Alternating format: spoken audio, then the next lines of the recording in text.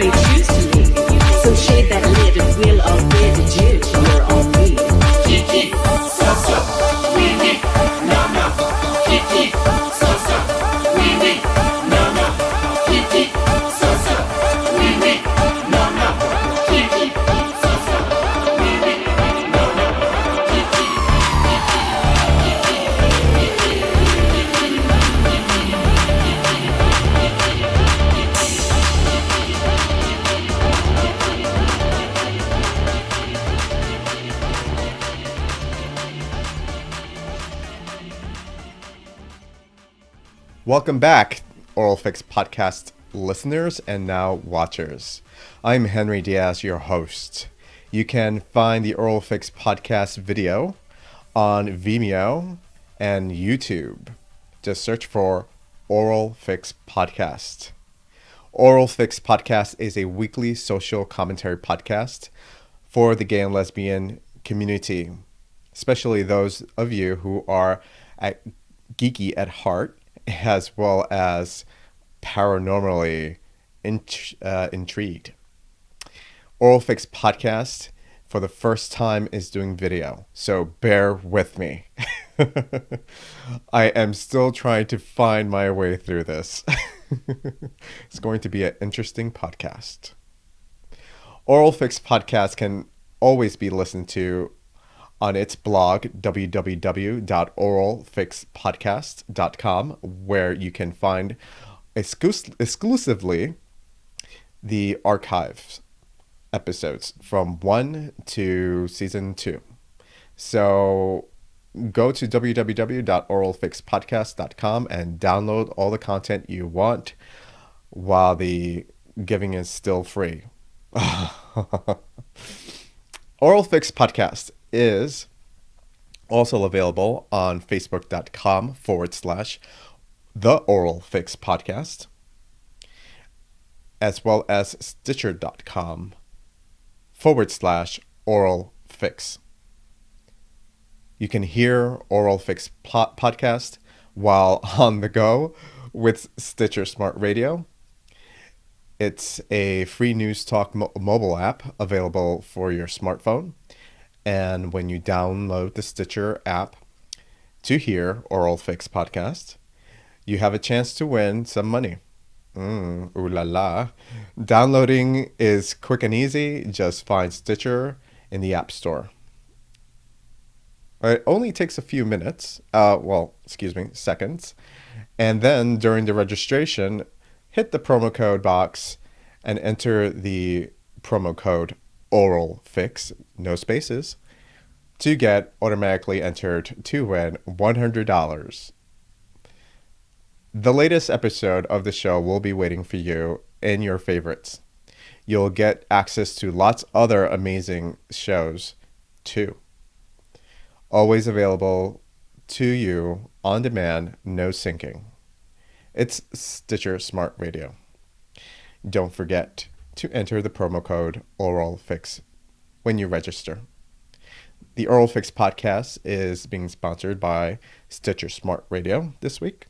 So I highly recommend it and suggest it. I use Stitcher all the time, and I just to listen to all my other podcasts as well.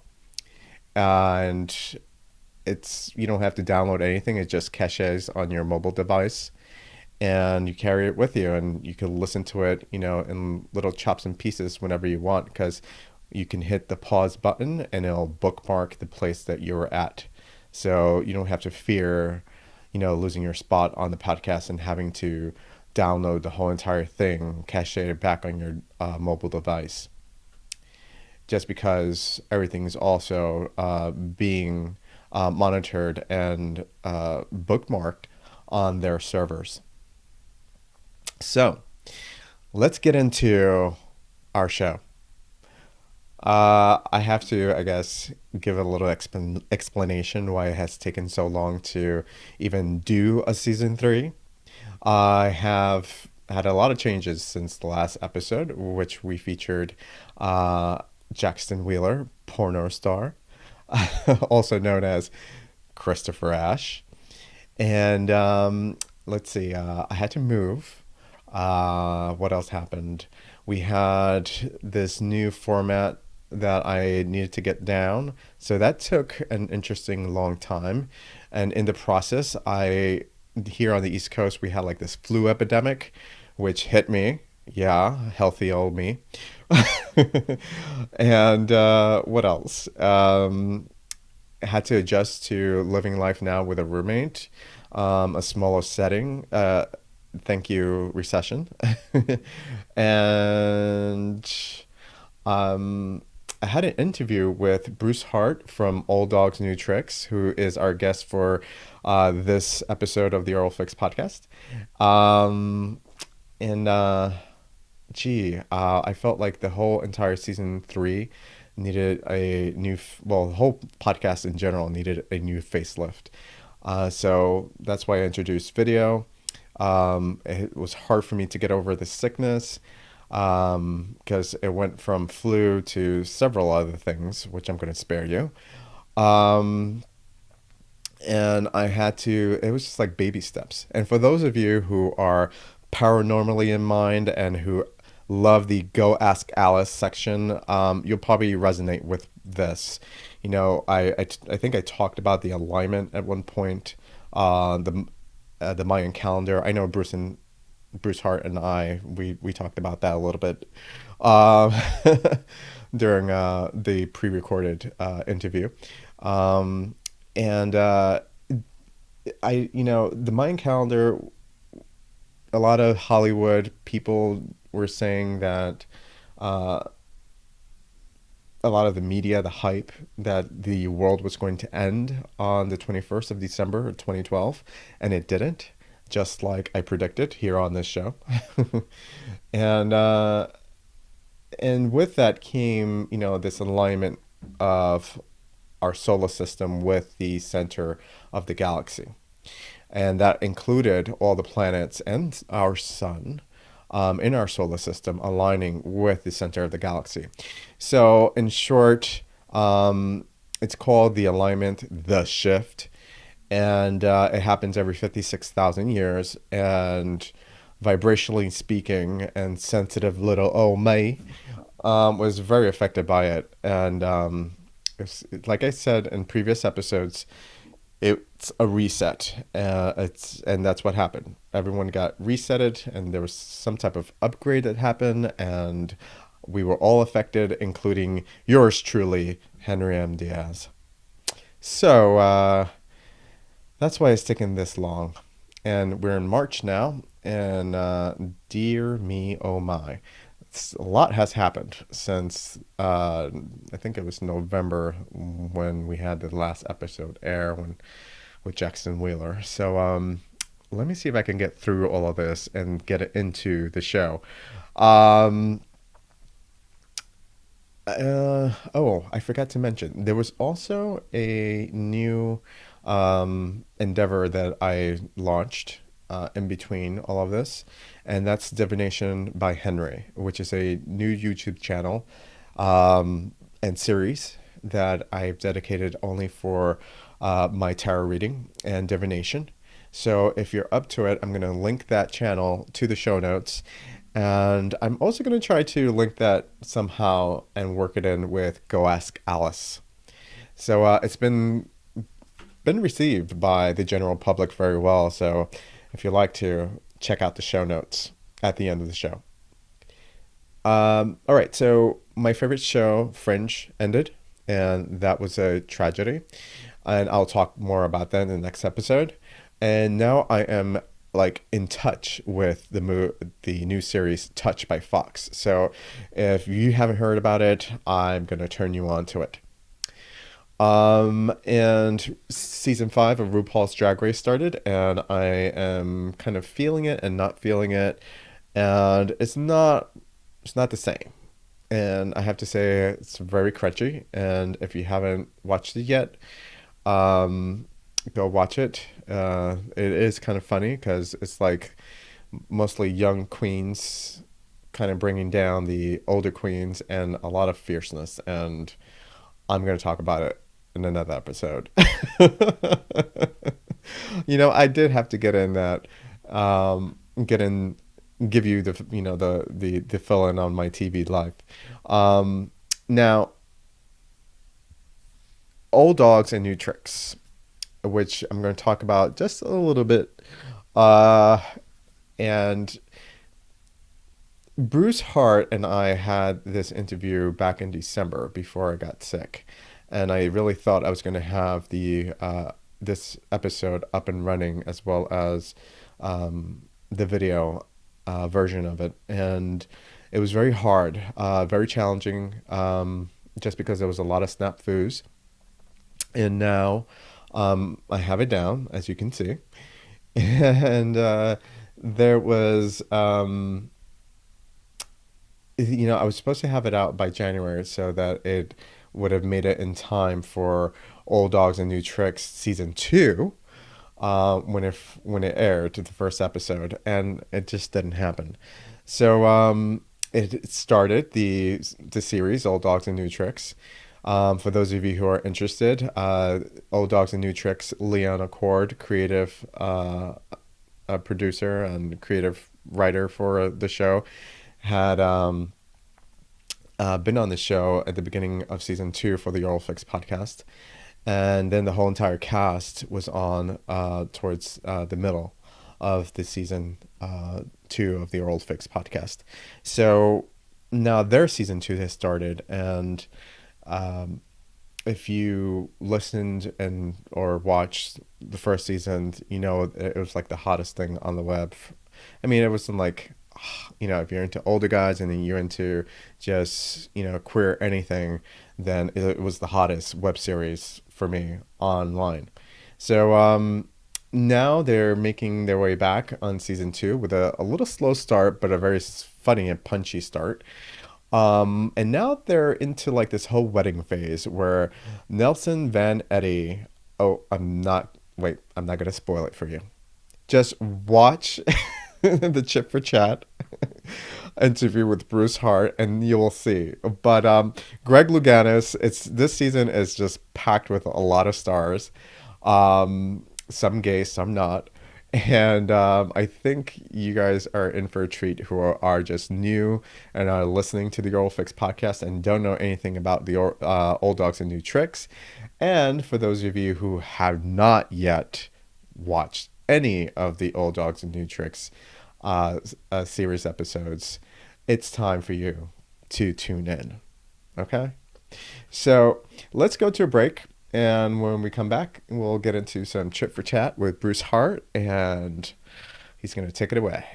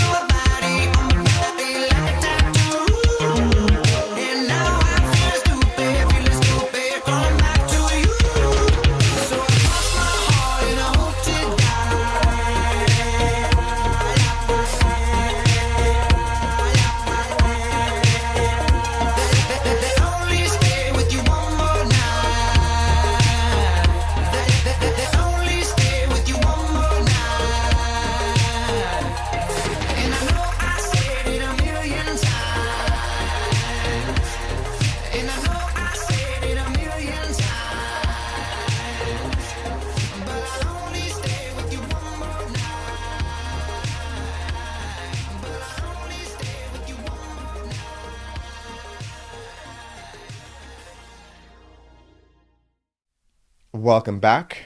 That was Maroon 5, One More Night, the Truise remix. I love Truise.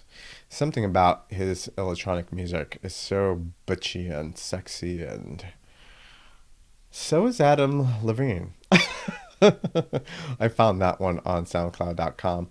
I would like to remind old listeners as well as the new listeners that any music that is featured on the Oral Fix podcast can be found on the show notes. A link will be provided to a free downloadable copy of the track. So if you like any of the music on any of the episodes on the Oral Fix podcast, go to the show notes, get your fill, and download your music. Most of the times it's free, and sometimes the track will be available for a good price, 79 cents, 99 cents. What's the going rate for an MP3 today? iTunes, I think it's $1.29. But I promise you, I will give you a great deal if it's not free. And usually I'm not charging. It's the artist that's charging. And, good music, good art, it needs to be paid. All right, so let's show some love to Bruce Hart. Let's get into some Chit for Chat.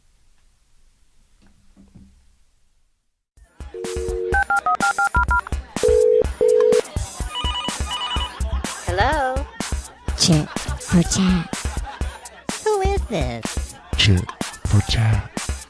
Do I know you? Chit for Chat. Seriously, if you don't tell me who this is, I'm going to call the police. Better yet, I'm going to hang up on you. Chit for Chat.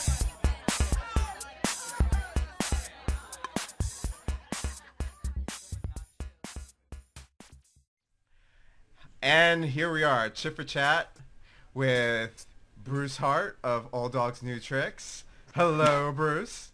Hey, thanks for having me tonight. It's quite exciting, you know. All this modern technology, you know, we pretty much don't actually even have to date anymore. We can just do everything right from our homes, right? And think how safe that is. and we can reach out and touch one another. Mm-hmm. Now, I was saying earlier, this is about how they had sex in Barbarella, Jane Fonda. By the way, I love that movie. I like it for all the wrong reasons. I don't like it actually because she looks like a drag queen or any of that. I like it for the colors. It's just that saturated, high-key color, you know? And it just, I don't know, there's something about it. It's a movie that looks almost good enough to eat, all the bright colors. She's less ashamed of it now than she was. So I'm sure she was, but she's doing a sequel. Oh, she is? I'm kidding.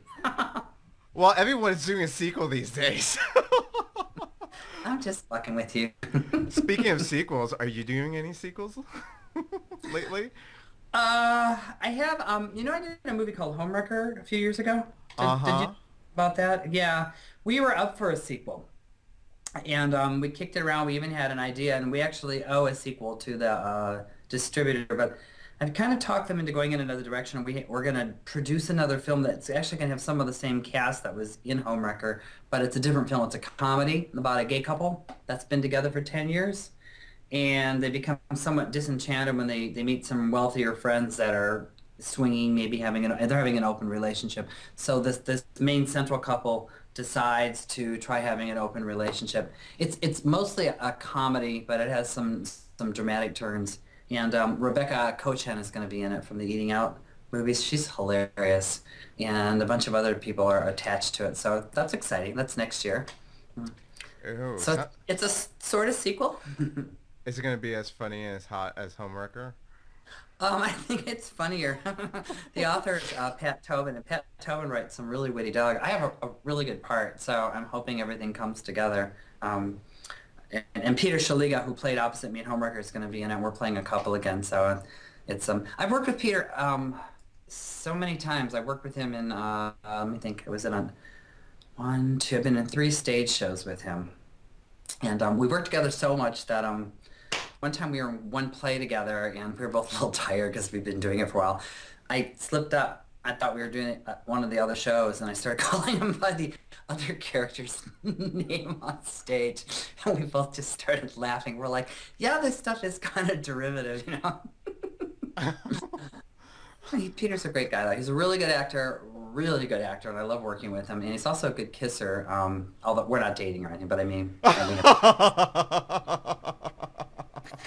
Just lay out the dirt. Let's get it over and done with. No, Peter and I are really good friends. We've done a lot of stuff together, and we've done a lot of promotion together for Homewrecker way back when, so people tend to think of us as a couple. I actually had a birthday party up in Los Angeles because I don't live right in the central area, and I had it at his house. He hosted it for me. So again, people came over, and they're like, oh, you two live here? I'm like, no, this isn't even my house. But, you know, which is the best way to have a party, by the way. You should go to somebody else's house and have it, because when you leave, you just say, well, thank you so much, and here's a little gift. You leave and the house is a wreck, and it's time to go. Yeah, sound great, yeah. Homewrecker. Okay. The biggest drama we had in that film, to be honest, because we all had so much fun, was one, not laughing when we were on camera. If you've ever seen the blooper reel, we just laughed and laughed and laughed. And for some reason, the Dylan Box who plays the lead, he always laughed when he looked at my face. I'm hoping he thought I was funny. I'm not sure.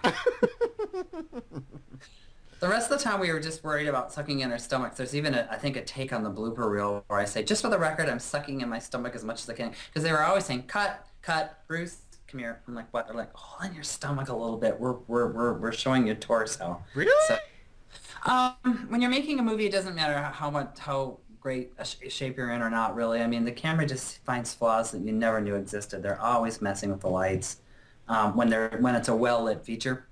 And that one was. 10 pounds extra, huh?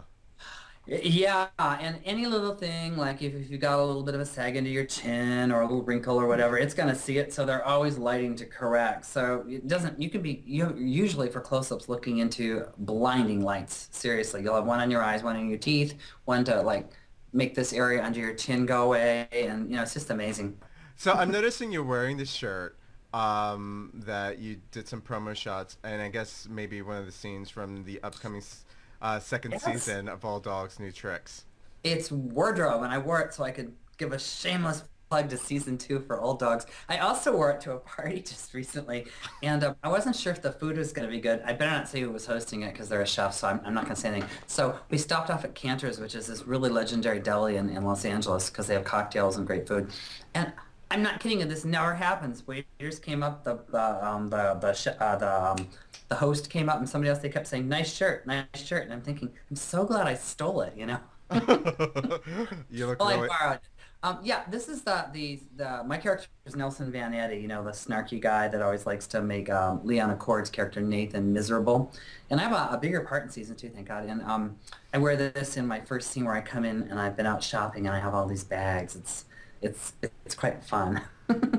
Leon writes really good. Leon Accord writes the dialogue, and he's also the star. He's the creator, so he writes some really good stuff. He wrote some wicked stuff for me for season 2, and I am so grateful to be on that show. In season 1, they had already shot the pilot and I think a couple episodes with the Old Dogs, and I just was talking. I met with Leon about something else. We were talking, and he said, "Well, would you want to do a part on this thing?" And he was telling me what roles are available, and we both kind of agreed, though none of those were really anything that was suited to me. So I figured, maybe later down the road. I get a call from him maybe a day or two later, and he said, how would you like to play a really mean character, a villain, a fun villain?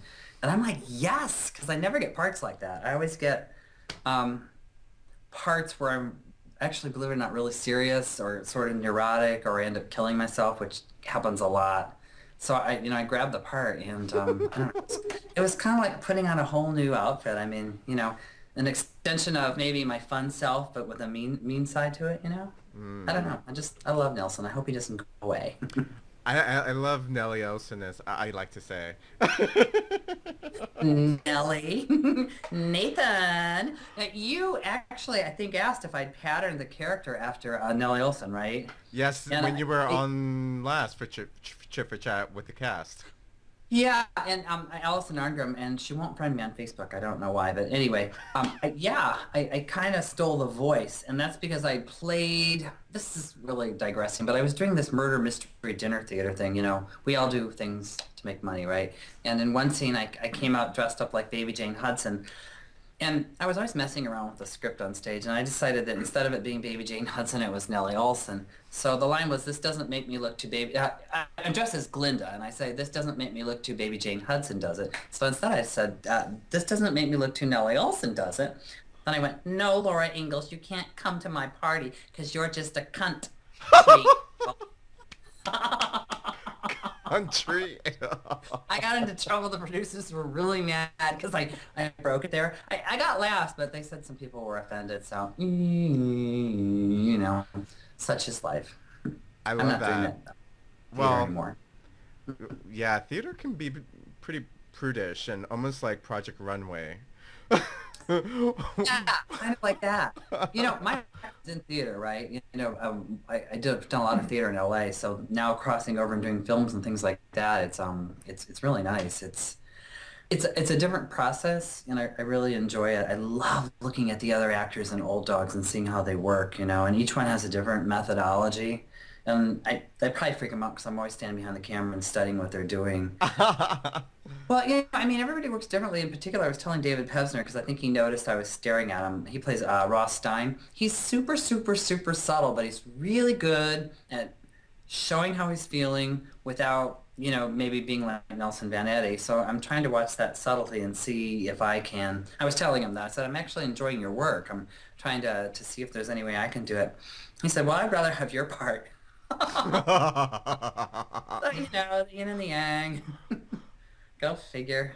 I would love your part. I like my part too because he has hair, because it's always like glued into place, and he always has like nice clothes and smart lines. Oh yeah, I know what I was going to tell you. We were at I was out with Leon actually, and Amanda Abel was singing. She's really, really good. She was doing her nightclub act, and some guys were there, and they'd seen one of the shows, and they said, "Oh, you're that mean guy on the that Old Dogs New Tricks thing." And they were expecting me to say something witty, have like a witty rejoinder.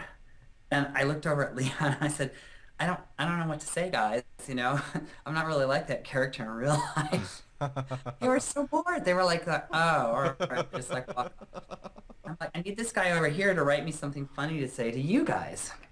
Those lines don't come easy, I was starting to say before we went on camera, though, when I was trying to get back into acting, there was a period of time where I wasn't doing it. I was willing to do anything. And I auditioned for a infomercial on how to file bankruptcy, which is kind of the lowest of low. And I thought, oh, yeah, I'm going to get the lead. I'll play the guy who files bankruptcy. Well, I went in there, and if I'm boring you, just tell me to stop. It's one of those horrible auditions where they say, we'll just improv. That's the worst for me because I'll go on forever. So I did this whole soliloquy bankruptcy. And he's like, all right, thanks. Well, we'll be in touch. They had me come back. I had to do the thing again. Then they had me come back again, and I had to do it. And it was in this dumb little, teeny little office with shit everywhere, paper and all that stuff. The third time, I'm just like, oh, whatever. I'm not going to get it. Well, I didn't get the part. Instead, I got the part of the non-speaking bankruptcy instructor who tells the lead how to file bankruptcy in a 2-second scene. I took the part, though, and I took the part because if you want to act, you have to take the work that's offered, Yeah.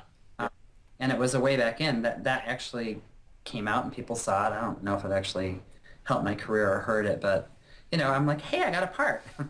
So lesson to you young actors that come out to LA and want to be stars right away or get a reality show. That isn't really how it happens. Everybody has ups and downs, in their career, and you have to be prepared to kind of to take what's offered or try to turn it into something else.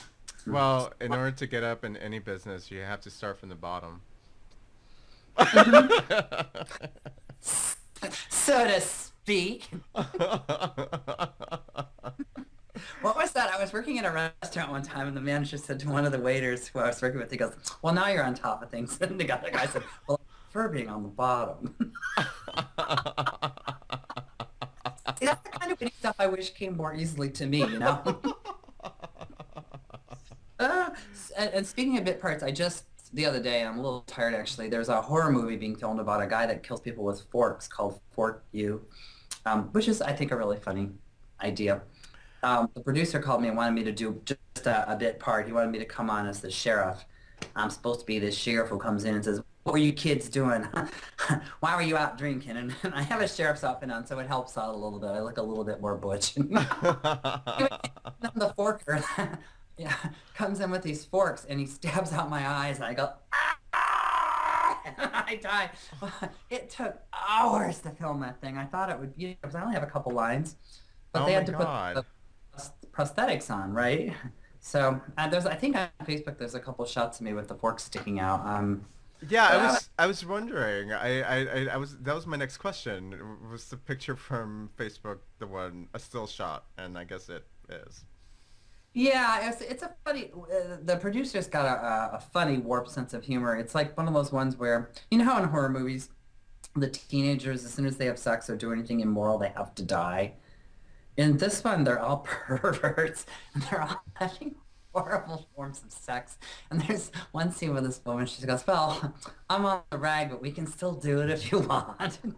There's another scene where this woman is having sex with her boyfriend, but she's wearing a strap on. She says, this is how it feels when you do it to me in the ass. Oh my god, this sounds like a John Waters film. It kind of is, and at first when they asked me, I'm like, oh, I wonder, should I do this? And I'm like, oh yeah, I'll never get to play a sheriff, It's pretty weird. Oh, and I'm getting prompted to mention that I did another web series this year, a segment for there's this series that my friend Emmett Laverde does, called Free Advice, where these two guys are like beach bums are on the beach. And it's almost like Charlie Brown where they go out and pay 5 cents. Only in this one, I come up with my wife. I'm playing a straight guy. Yet another departure from Nelson. And we have this big argument about whether or not I should spend time with my girlfriend or go to this national watch this national game on television or drive to it. I actually can't remember the plot now. But the whole time I was struggling not to do this that you see me doing, just kind of keep it reined in. But it's amazing. If you don't move around too much and you have a good director, a good camera person, they can make your physicality, they can control it is what I'm saying, Uh-huh. The editing really does control what the actor's doing to a degree. So, I'm gay. No, I'm not. I'm gay. No, I'm not. no, I'm not, obviously as an actor, I'm not trying to go out there and convince people I'm a heterosexual to get work. So there's, I just don't care. There are others. I know some actors that are actually working quite a bit that have worked with me in some projects that don't really want to identify as gay because they're afraid they won't get work. So, yeah. Wow, in this day and age. It's still really prevalent. It's much harder to get work if you're trying to pass yourself off as a lead character who's a romantic lead, heterosexual character. Yeah, it's coming out is, people are going to hate me for saying this, but it can be the kiss of death. Of course, I'm all in favor of being out and proud and all of that, but some people choose not to, and I think for them, if they don't want to, that's okay. Has it been a hindrance for you going for maybe a spot in a sitcom on cable or regular primetime TV? In the past, yeah, for example, like if I'd gone into audition for the sheriff and it wasn't somebody who just specifically offered me the role, yeah, I think it would have been a problem. I've had a couple times where I've gone in to read for things and it's obvious they were on the fence about it and that I'm probably not going to get it. But I would say more and more now I'm getting called in for gay-themed projects, so it's becoming less of an issue because I'm playing in that arena. I would like to do more mainstream projects. I did one that, I worked a lot this year. God, I was thinking, no wonder why I'm tired. I did a remake of Dracula for Redbox. Do you know what Redbox is? Yes, I do know what Redbox is. Yeah, it's that little box outside the 7-Eleven or wherever you live where you can rent videos, and it hasn't come out yet. But I play in a mainstream film there. I'm not playing a gay character, playing the manservant. So, Did you say manservant? The manservant, yes, yes, master. Please explain. Dracula has a servant in this one named Dwight, and I'm supposed to not give any real spoilers for the film, but it's a modern interpretation of Dracula, and it's shot in a gorgeous house. It's all chrome and glass. It's a mansion up in the hills. Yeah, and it's near Malibu, but it's up on a hill, so it was really fun. Driving there was terrifying because there are these little mountain roads that go round and around, and then there's these irritating bicyclists that are coming down hell for leather, and there's a number of times I thought for sure I was just going to kill somebody. I'm trying to get to the set and be on time, and I'm thinking, if I kill a bicyclist, do I have to stop or should I keep going? Oh my God. Yeah. The things you do for money. Exactly. You're driving and you're really tired. It's like 5 a.m. because the call is at 6, and you're like, I'm going to die up here. But it didn't happen. I just recently heard in one of my tech podcasts that I listen to on a regular basis that Redbox is actually getting into set-top boxes or not set-top boxes. I guess they are going to get into set-top boxes because they have this online streaming thing they're doing now. And okay. Is this movie that you're going to be that you're in is going to be featured in their the online streaming services, or it's just available in Redbox, the vending box outside of the 7-Eleven? I know for sure it's in the vending box. I don't know, probably the streaming too. Peter Stickles is in it, not to be confused with Peter Shaliga, who I was talking about a while ago. Peter Stickles was in the movie Short Bus. Okay. And in that TV series The Lair, which is about gay vampires. Do you remember that? Yes. I watched like 3 episodes of that. That's like the web series, right? Yeah, Peter is wonderful. He's a really, really good actor, and we had to stay in these really creepy motels when we were filming that. And my room, I probably shouldn't even talk about this. My room really freaked me out.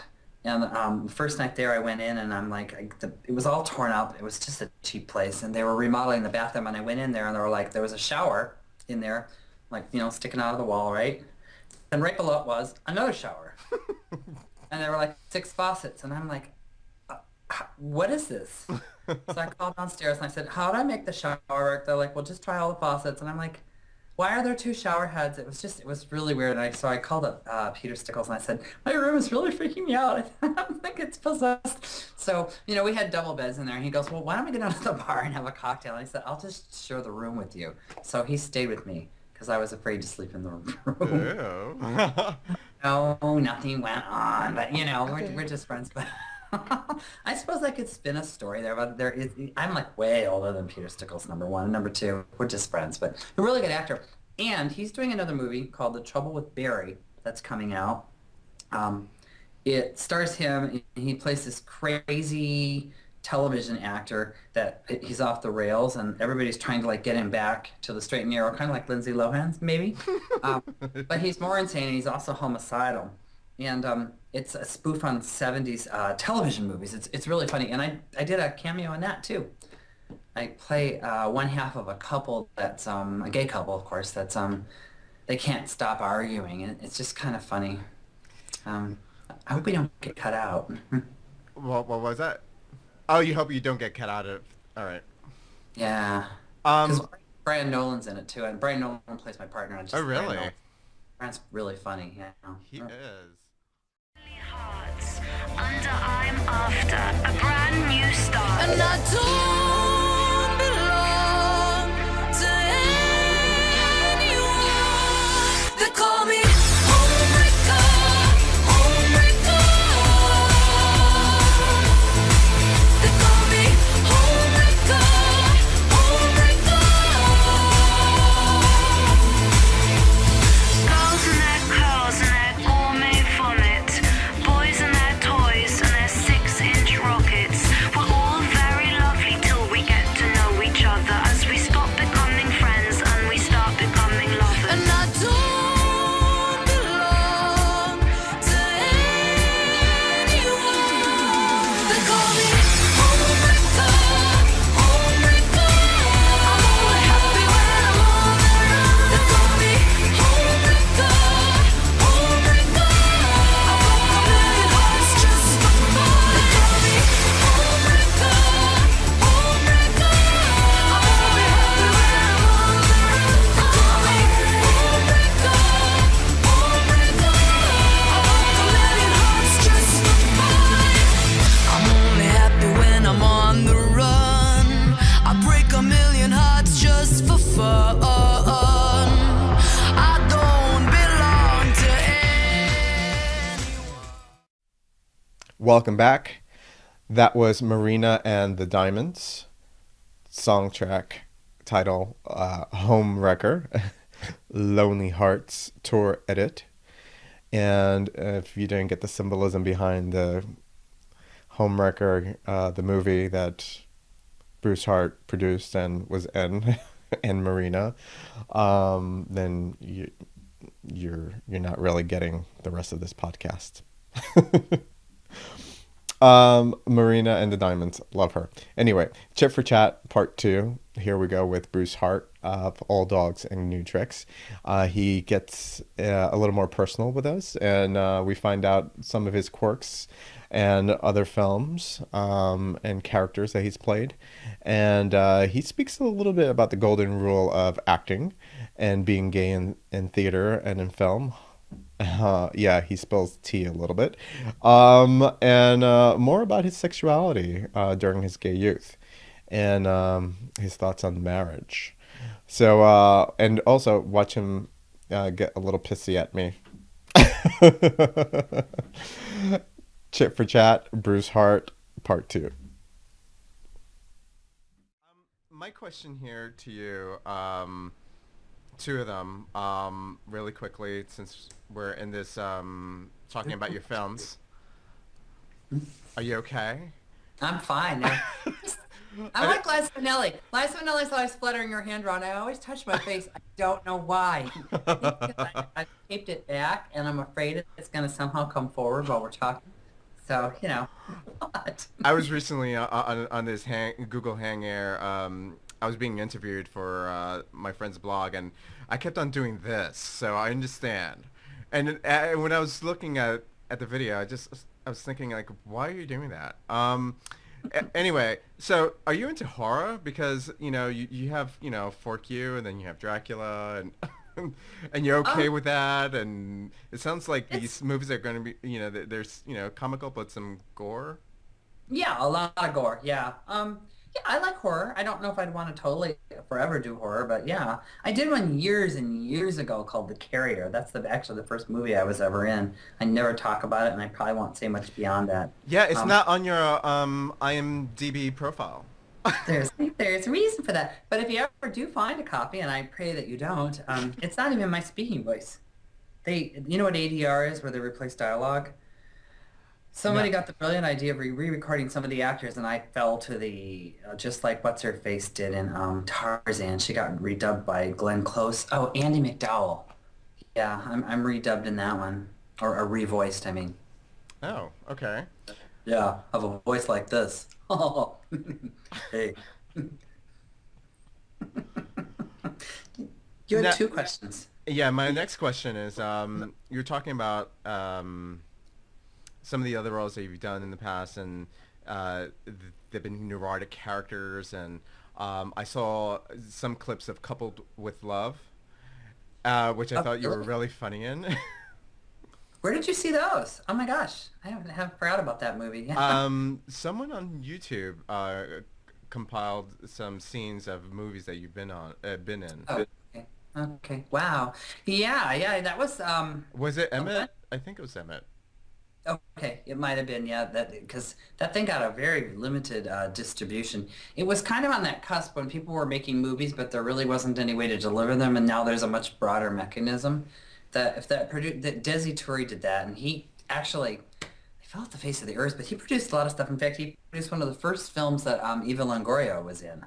So, Really? claimed bunch of people from Couple with Love, and I can't remember all their names right now, went on to actually bigger and better things.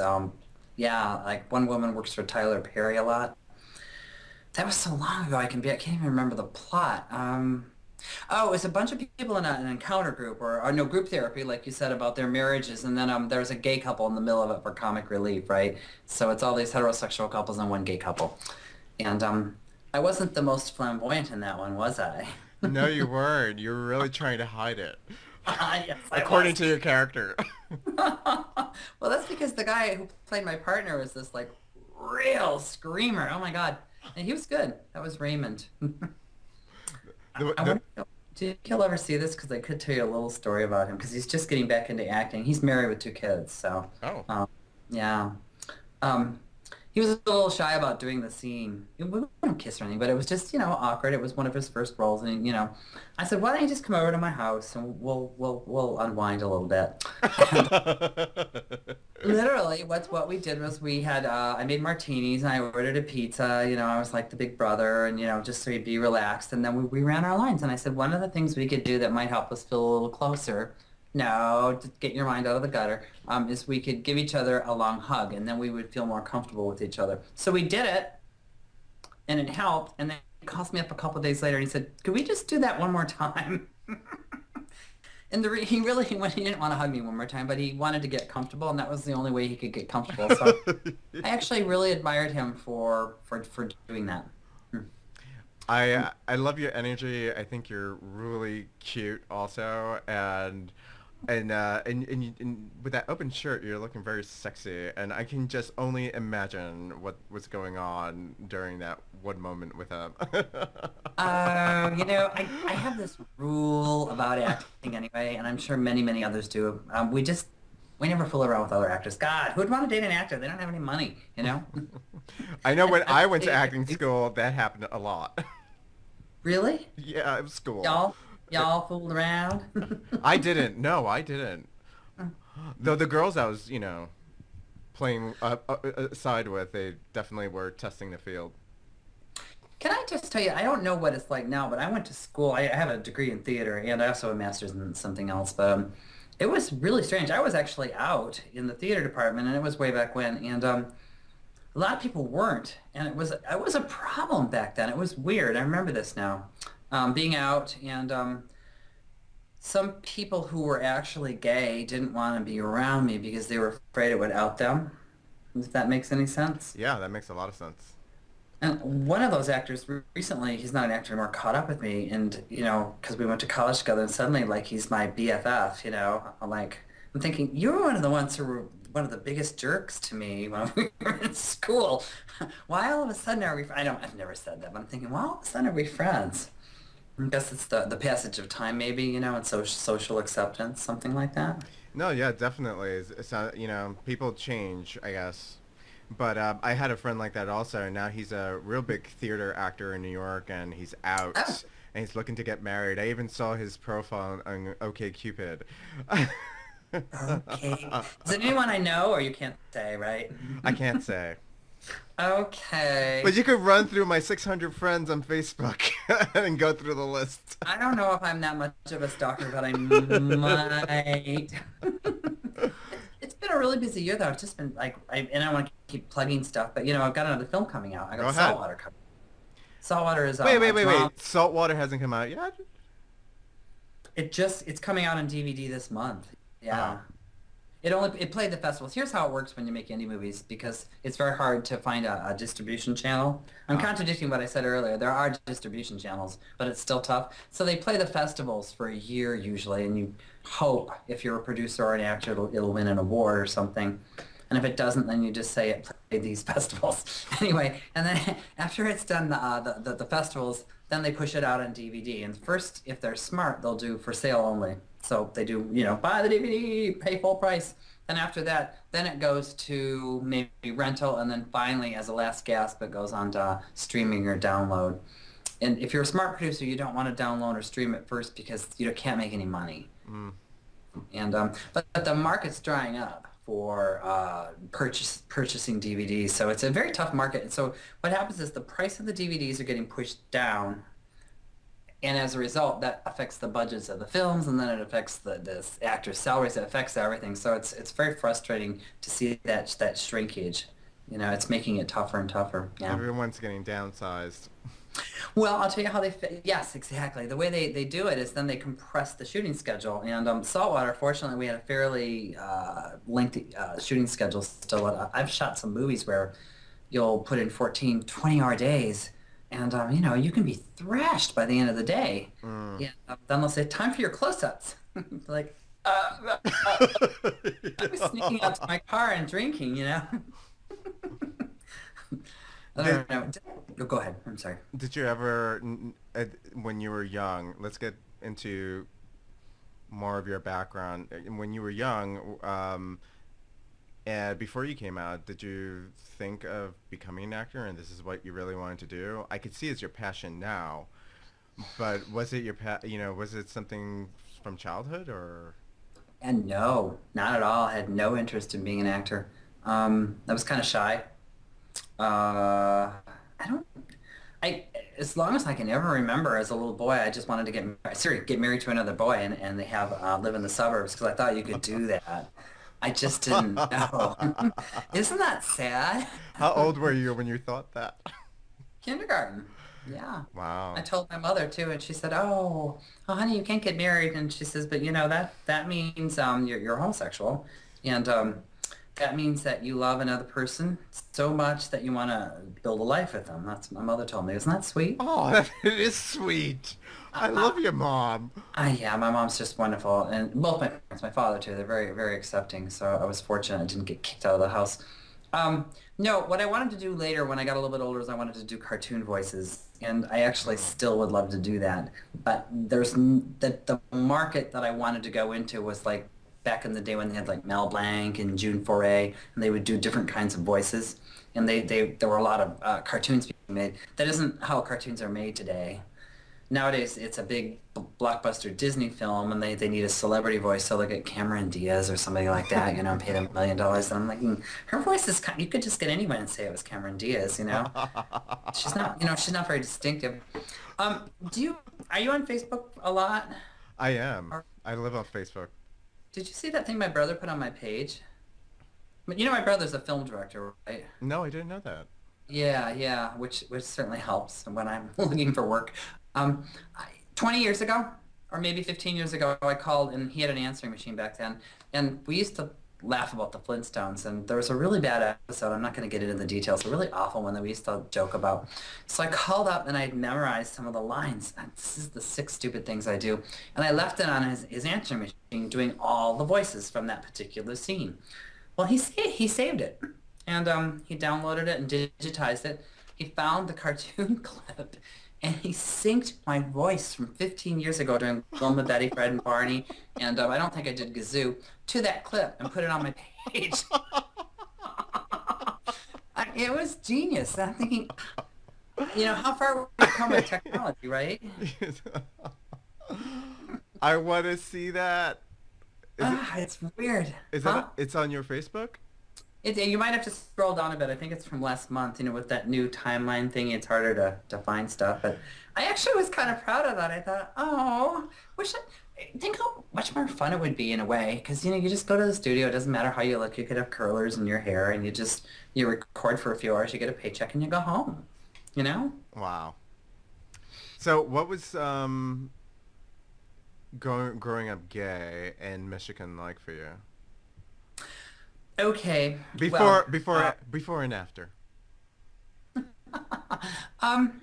I just never had any issues with being gay. I know that seems weird. I knew enough that it was the times that, like, in high school, you really couldn't be out, so I didn't date boys or anything like that. And in fact, I took a friend to the prom senior year because it was a disco prom, and I really wanted to go. It wasn't until I got into college, and you're still a teenager in college. I dated a football player in college. It was amazing. That I felt a little bit like I'd been let out of prison because I left my hometown, which my hometown really wasn't bad. It was very safe. It was like being in an episode of the Andy Griffith Show, and everybody knew everybody. Just the most shocking thing is if somebody was seen drinking on the street, that kind of thing. I don't remember much bullying either. I certainly never got bullied because I was tall for my age, but people that is such a foreign thing to me. These poor kids that are harassed to the point where they commit suicide or drop out of school, and this whole situation with parents, I'm jumping around here, that kick their teenagers out onto the street, underage teenagers out on the street because they're gay. I think the parents should be arrested. They're endangering a minor. It's true. They're forcing their kids onto the street to become prostitutes, drug addicts, and pick up God knows what diseases. It's just, to me, that is a sin. I'm so grateful I didn't have that kind of upbringing. I think for me, I discovered much more of my sexuality in college, and certainly was the right time to do it because I went to Michigan State, and they had just a very, very open gay policy there. There were support groups, and Wow. I had a lot of different boyfriends. I had many boyfriends, but I always had a boyfriend. I just kept thinking I was going to get married. It's so weird. I don't know why I wasted so much time worrying about getting married instead of just, enjoying life. But that was me. Oh, we're a couple now. Oof. Now that doesn't sound very appealing, Speaking of marriage, were you ever successful in getting married? And I was in a relationship for a long time in California, and we lived together. So I guess you could say we were married. We didn't have a ceremony or anything like that, but we had a committed relationship. And now they call it a committed partnership. It's so weird. I had some young kid tell me, "Oh, I hate that word lover." He said, "That's just it just really denigrates the whole community." And I'm thinking, oh, like you're like 12 and you speak for the whole community. So I gave him a lecture. I said, the origin of lover, right, was to distinguish us from the heterosexual community, which was discriminating against us. So we chose that because it was kind of in your face. This is the person I make love with. This is the person I love. And then I said to him, if you go back to by now he was probably half asleep, but if you go back to the old standards like Deep Purple and some of those songs, they use the word lover. It's the same damn thing, Anyway, I'm sure he just walked away thinking I was a raving lunatic. But get to know your history, dude. You know, it's people like us that made it possible for you. Yeah, partners. This is my.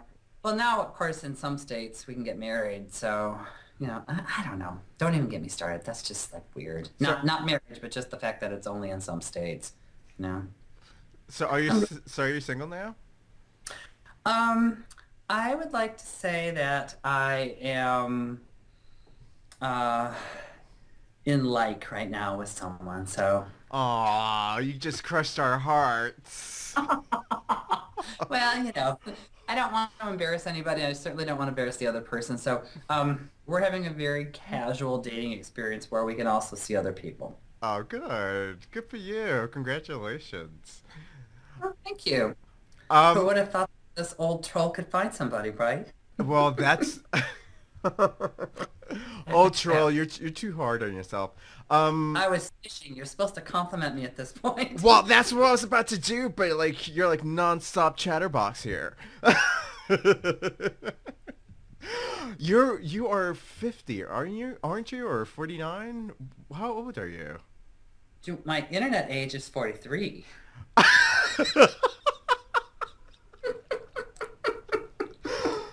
What did they say? You should never ask a lady her age. The same thing applies to gay men. Well, not me. How about another question?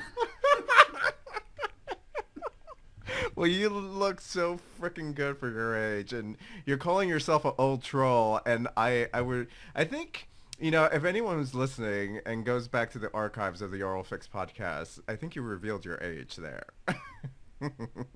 Maybe I did. Let's not give them any more hints and clues, Nancy Drew. I want to be able to continue to get work. Let's just put it this way. In this new film I'm doing next year, I'm a 43-year-old, and I've been in a relationship with somebody for 10 years. Okay. Maybe. See, even I.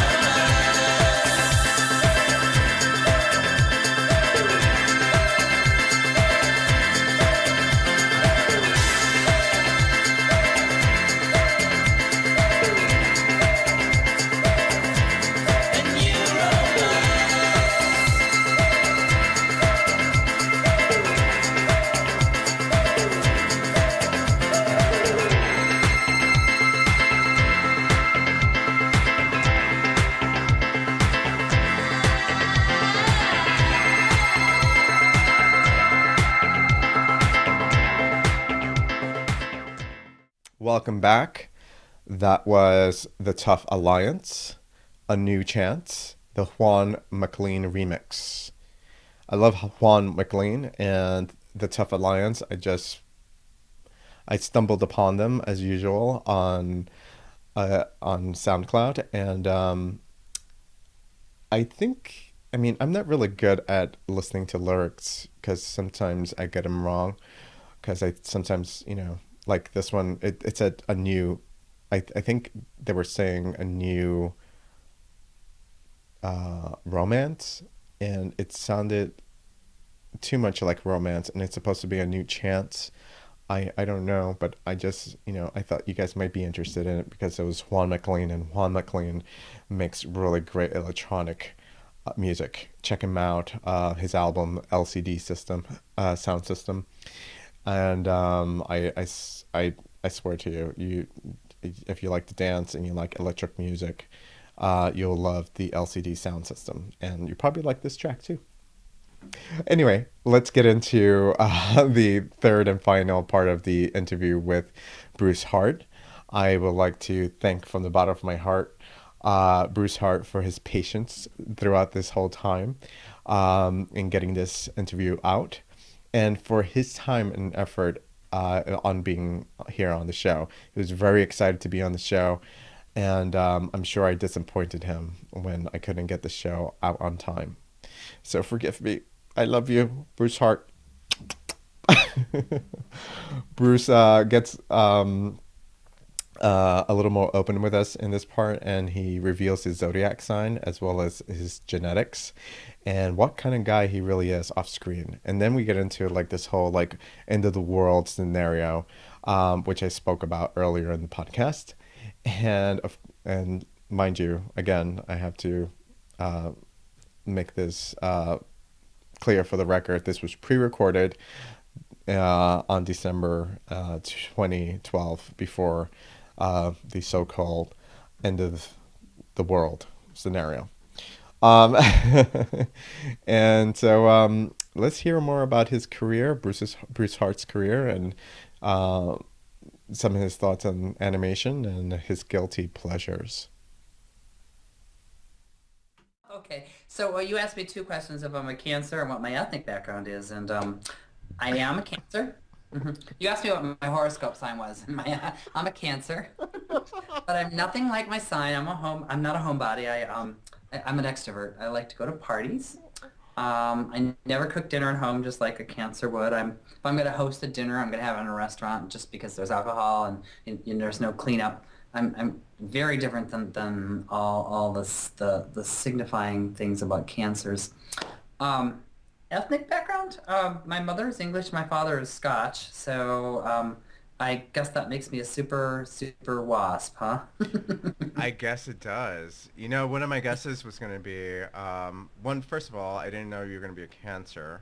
And I think this is probably a question I did address in a previous episode. But Cancer and, the English and waspiness. And no, you don't look like a wasp. And I probably would have guessed something like German and maybe some Swedish in there, because That's interesting. you do have this youthful appearance to you, and and it looks like you come from a line of fine genetics.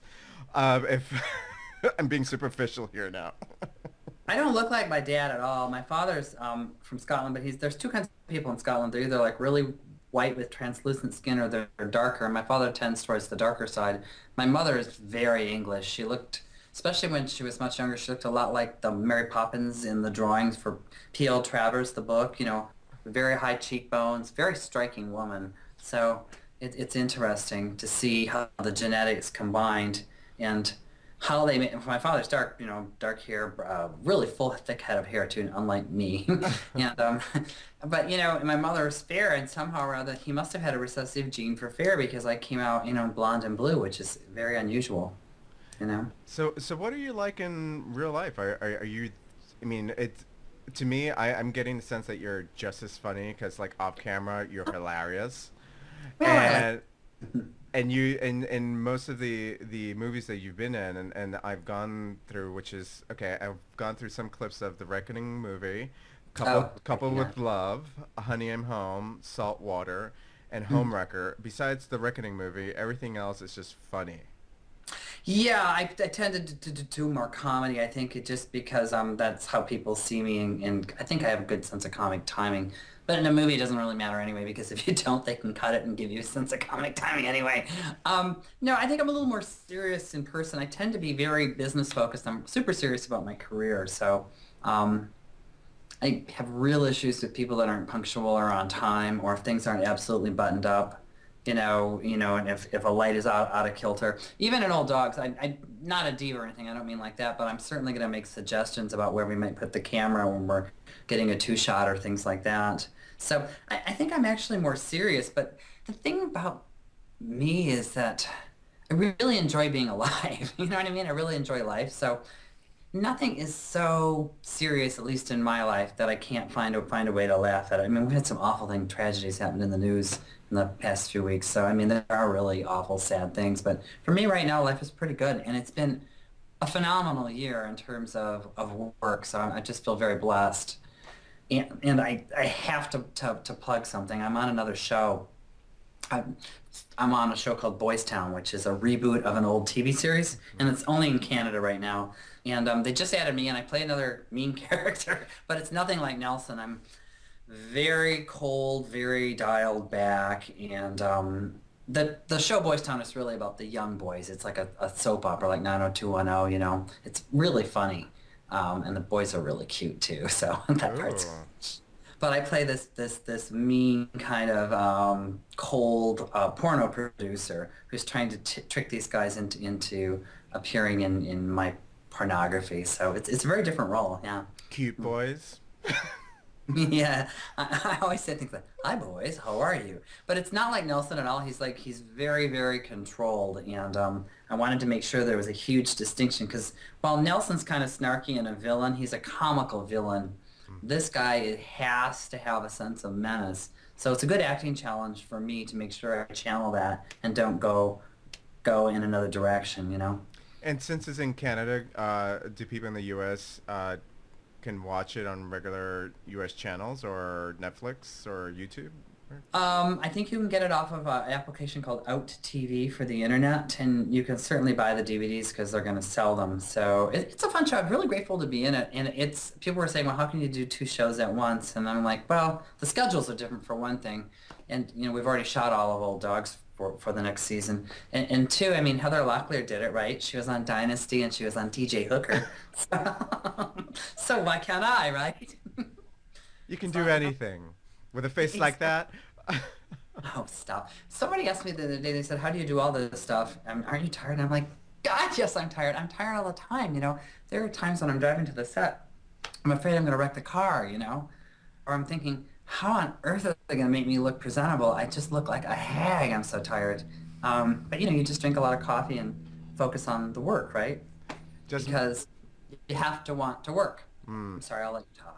No, it's good. Yeah, you have to work, and you have to show people that you work, and somehow it has to show through your face, unless you're a supermodel who gets pampered all the time, or some high-paid actor. You have to be picky about how you're photographed, and sometimes I haven't been, and I've been disappointed when I'm in a project or something where I'm just not very well lit. But the one more thing I want to say is Old Dogs we have phenomenal production values, especially for season 2. It's the blowout. It's 10 episodes, and I can't really get into the details because I'll be giving spoilers, but well shot, I'm sorry, well lit, great makeup, great costumes, and think about the guest stars for season 2. There's Greg Louganis, there's Terry, not Terry Hatcher, Terry Garber from Dynasty, Ian Buchanan, Tom Beards. I mean, I was on the set one day and I was just thinking, they're all here, why didn't I bring my autograph book? Or something, it was stupid. And I didn't walk around and get my picture taken with anyone. What was I thinking? I know. Just like, oh yeah. And it was funny too, I was on the set and somebody said, would you go over and ask, I think it was Ian Buchanan, if I can get my picture taken with him? They were like an extra. I said, why don't you go ask yourself? They're like, well, you know him. Like, we don't even have any lines together. No, I don't. We just showed up today. Don't you think that's funny? I mean, there's this assumption that there's this universe where we all kind of know each other and we all, oh, hi, how are you? Let's go to it. That's not how it is at all. Everybody has their own little microcosm of their life. So, yeah. I have another 2 questions. I should just call Chit for Chat 2 questions at a time. You were talking about working so much, and we talk on Facebook every now and then, and you shared some of your ongoings in your life, and I'm thinking, all throughout up until now into this, interview, I was thinking to myself, what drives this guy on a day-to-day basis? I mean, I can't believe it. I mean, I went on to IMDb. I looked at the projects that you worked on and that you're currently working on, and you just completed something called Free Advice, and and then you wrapped up, season 2 of Old Dogs New Tricks, which on a low budget, I know it's hard.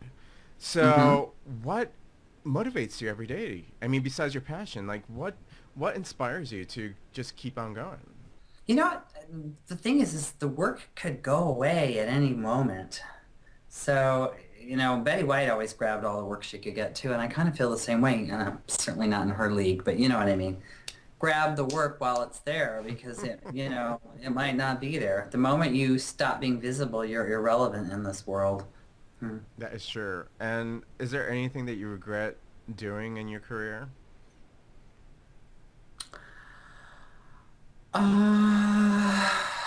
Wow, what a question. That's a good question. Do I regret doing anything in my... No, not really. I don't think so. I mean, I've done some stink bomb plays, but the best thing about plays is they become a memory. Yeah. You do them. It's also sort of fun to be in a bad play, or even sometimes in a bad film. It's just sort of like the inherent awfulness of it. What did David Pevsner say? To quote him, he was in that Liz and Dick movie that starred Lindsay Lohan playing Elizabeth Taylor. He said, "I finally achieved the closest I will ever get to being in Valley of the Dolls." Don't you think that's funny? Yeah, I do think that's funny.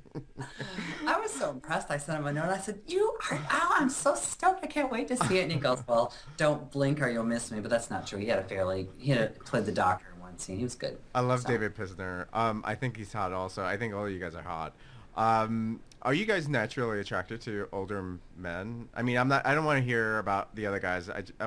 Actually, this question is for you. Are you attracted to older guys? And if not, Wow. You can Well, feel... as you said, I am an older guy, so it's interesting. And when I was younger, I actually dated a lot of older men, and I kind of wish I hadn't. That's my regret. I wish I dated more men my own age.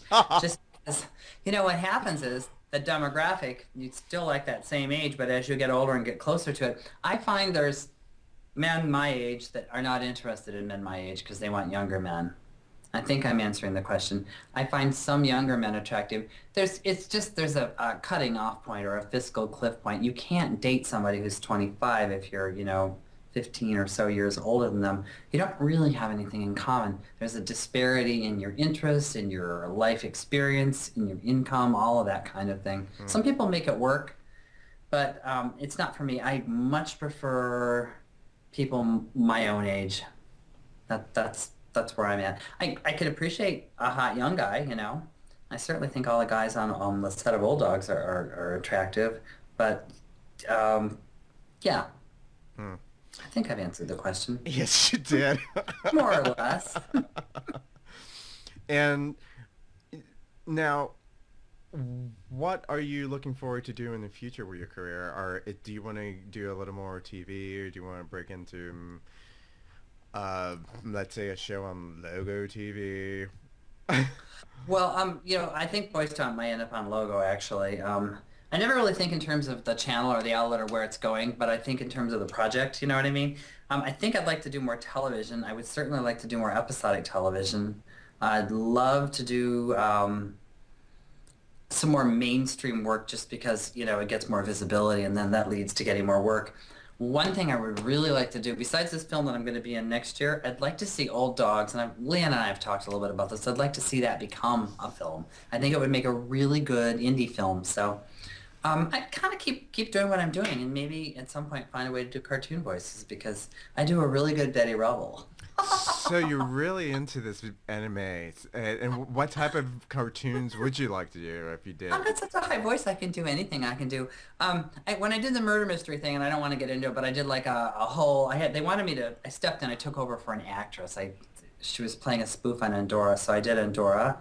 I'm not going to do it here, but I got the voice in it. Oh, Samantha, that thing. And then, but then this character does all these other characters, and so I did Yosemite Sam and all these other things, and I realized, I can do all these voices. And I kind of wiped up the stage. Everybody was laughing, and I'm thinking, they're laughing because of me. I love it.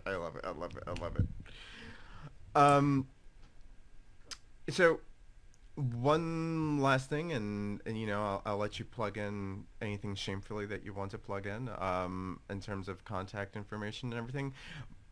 My last question to you would be, if if the end of the world did happen in the next 3 days, and hopefully, I can post this by then. Ooh. What would be your last thing that you would love to do? Oh gosh, it's not even acting related. I'd just like to hang out with my brother. I just love my brother. He's so much fun. And we write scripts together and work on projects together. I'd probably want to like sit down and watch like a rerun of Laverne and Shirley or something like that. Maybe get drunk. My brother has the same sense of humor as me, and we're like friends as well as being brothers. And we get all the weird little jokes, and we have little isms that we pull out of things. You probably have friends like that too, where you say a little phrase and it triggers something and you start laughing. So for sure, I'd want to hang out with him. But it's not gonna end on Friday, for God's sakes, No, I don't think so either. So we're gonna live on, and we're gonna live on with our guilty pleasures. Wait, that's a good question. What do you have any guilty pleasures? Yes. Or TV? Absolutely. Oh yeah, go ahead.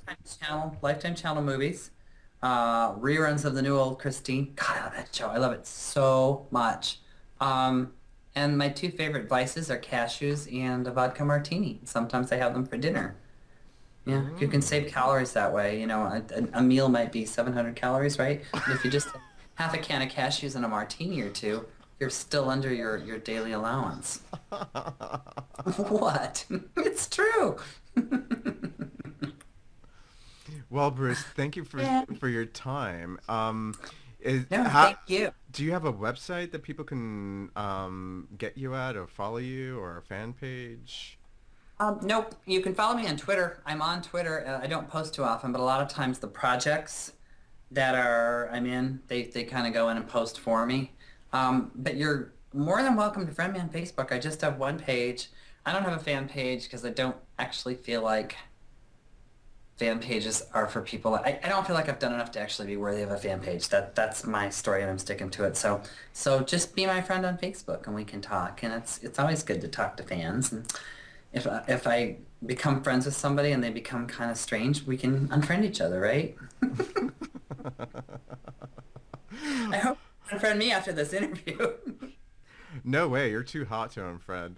Oh, stop that. You're the cute one. You guys can't see him, but he's... Oh, wait, they will be able to see you, right? Yeah, they will be able to see me. He's cute. Look at that beard, my God. You remind me of like a younger, sexier member of the Village People. Don't be insulted by that. Oh my God, really? Yeah. Actually, when I was growing up, out and queer at the age of 16, I looked up to the Village People. Oh, I'm friends with Randy Jones. He's adorable. He's just a wonderful man. Yeah. Who? Randy Jones, the cowboy. Randy Jones. Okay, yes. Just name dropping. Yeah. Anyway. Well, listen. Thank you so much. It was a pleasure talking with you, and I hope you get something decent out of this interview. I think I have the sauce and the meat. Well, I hope you have a nice holiday, and I'll look forward to chatting with you very soon. Thank you. I hope you have a great holiday as well. And I can't wait for season 2 of All Dogs New Tricks to start. And I'm Me gonna link everything underneath the descriptions on YouTube, and there'll be show notes, and there'll be lots of pictures of you, all the hot pictures. Lots of pictures of those hot guest stars. Seriously, they're Ian Buchanan and Greg are hot boys. Oh, and Tom Beards too. I mean, they're just awesome guys. So. And muscular. Oh, and Doug Spearman. Forgot Doug Spearman's in it. Yes, they're all hot.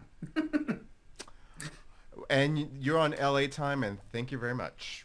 Good night, honey. See you later. Good night. Bye. All I wanna get is a little bit closer. All I wanna know is, can you come a little closer? Here comes the breath before we get a little bit closer. Here comes the rush before we touch. Come a little closer. The doors are open, the wind is really blowing. The night's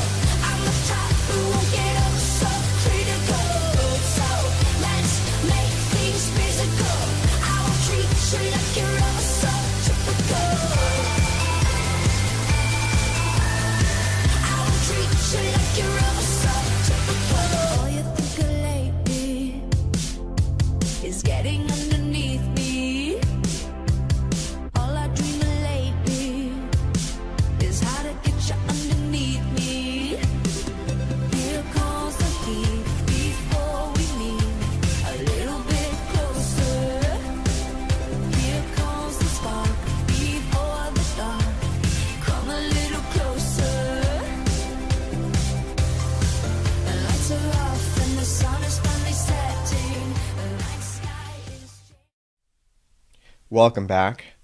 And that was Tegan and Sarah, Closer. Love me some Tegan and Sarah. April's right around the corner, and their new album is going to be released. So if you are a fan of Tegan and Sarah, you have their new album to look forward to.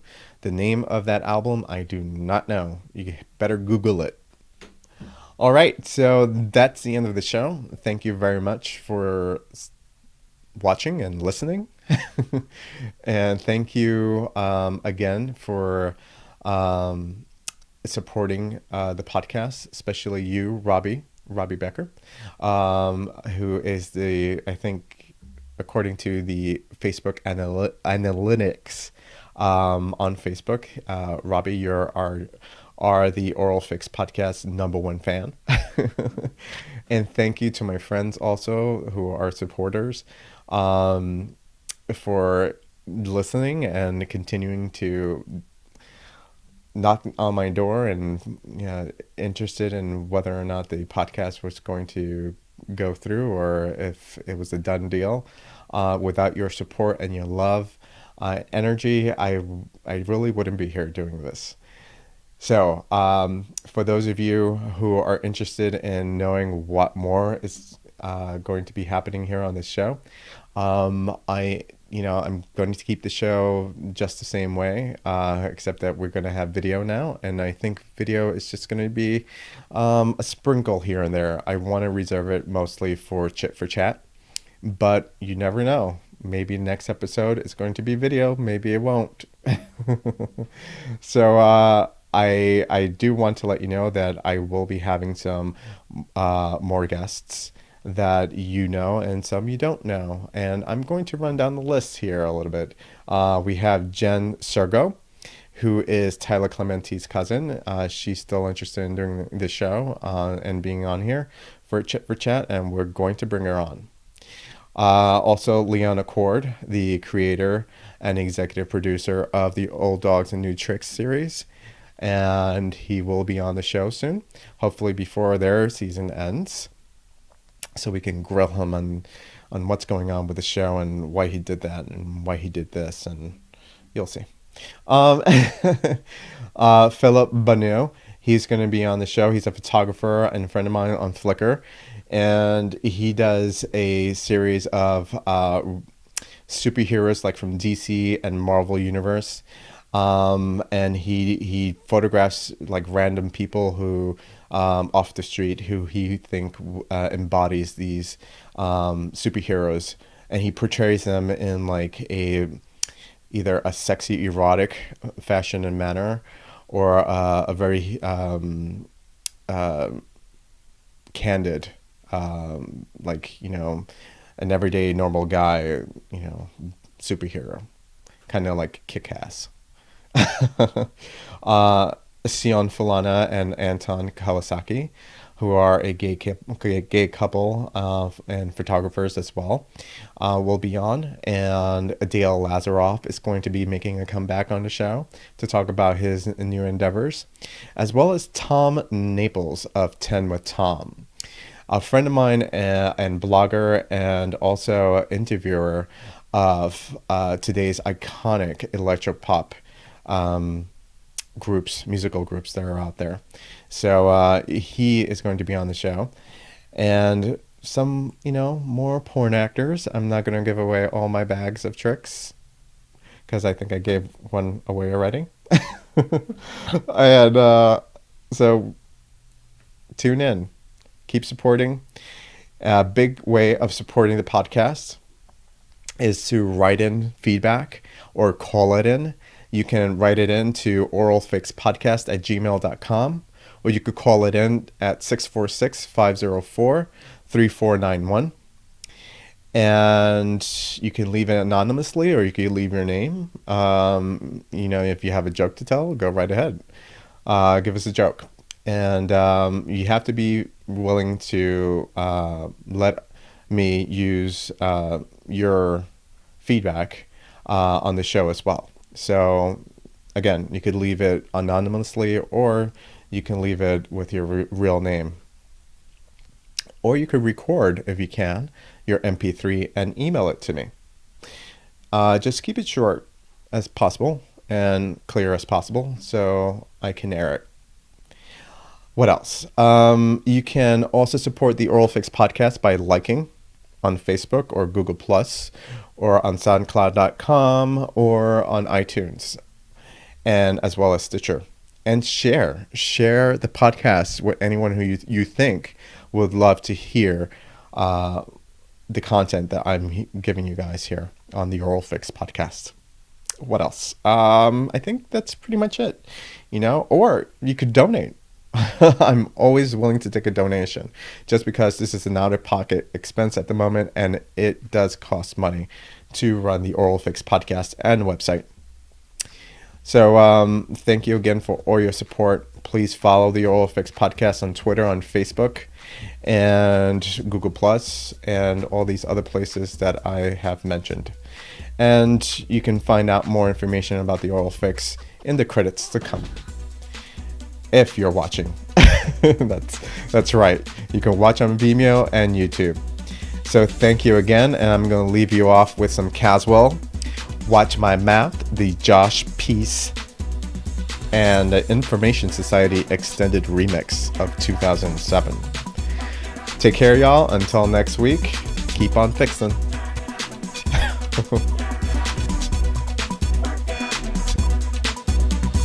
Watch my mouth, read my lips, shake that ass and move your hips. Watch my mouth, read my lips, watch my mouth, watch my mouth, watch my mouth. You see what I'm saying? Watch my mouth, you know we ain't playing. Watch my mouth, your booty's okay. And watch my mouth, watch my mouth, watch my mouth, read my lips, shake that ass and move your hips. Watch my mouth, read my lips, watch my mouth, watch my mouth, watch my mouth. You see what I'm saying? Watch my mouth, you know we ain't playing. Watch my mouth, your booty's okay. And watch my mouth, watch my mouth, watch my mouth, read my lips, shake that ass and move your hips. Watch my mouth, read my lips, watch my mouth, watch my mouth, watch my mouth. You see what I'm saying? Watch my mouth, you know we ain't playing. Watch my mouth, your booty's okay. And watch my mouth, watch my mouth.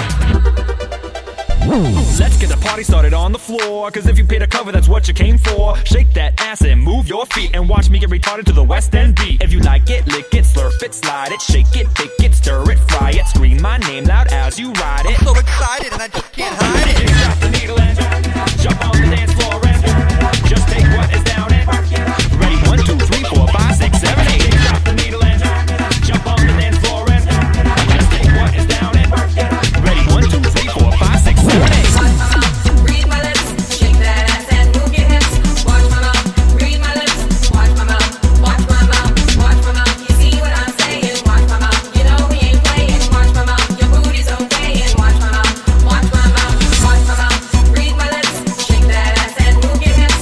Watch my mouth, read my lips, watch my mouth, watch my mouth, watch my mouth. You see what I'm saying? Watch my mouth, you know we ain't playing. Watch my mouth, your booty's okay. And watch my mouth, watch my mouth.